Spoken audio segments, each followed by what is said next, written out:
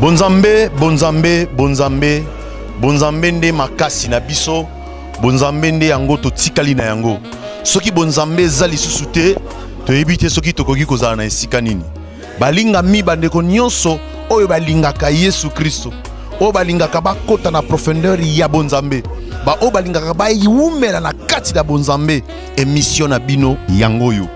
Awa tolobelaka nyonso oyo ezali na kati na bonzambe. Siko yo bino kapena mutema deza pena sa ko simba. Mibali bakoki kobalana. Biblia elobi nini mpona makambo yango? Oyo kotanga Bible pesa ka susu makasi ya. Susu ko pamba mato ozo évoluer ti. Est-ce que okoki kozana na basi misato? Biblia elobi nini na kati makambo yango? Lobi oyo kozonga nzambe pambolanga nzambe kanisa bofu. Est-ce que okoki kozala boy? Biblia ni elobi nini na kati makambo yango? Les ivrognes n'hériteront pas le royaume des cieux. Nyonso tokoyoka yango na kati ya émission oyo bonzambe. Bonzambe nde yango makasi na biso.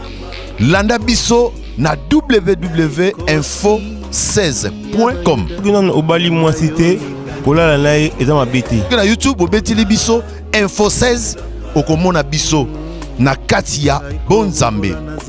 Ndeko nyonso alingi atindela biso ba image na ye. Clip, message moko boye pour na famille to na nyonso oyo lingi osala obengi biso na kati ya émission oyo bonzambe ou contacter biso na ba numéro oyo ezali affiché nde okomona.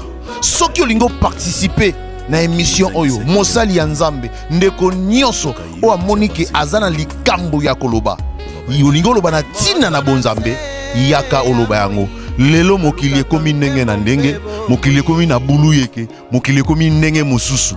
Poto umela esekeli to simba bonzambe. Bonzambe oyo epesami humble serviteur na bino le frère Jean Blaise Lukanu.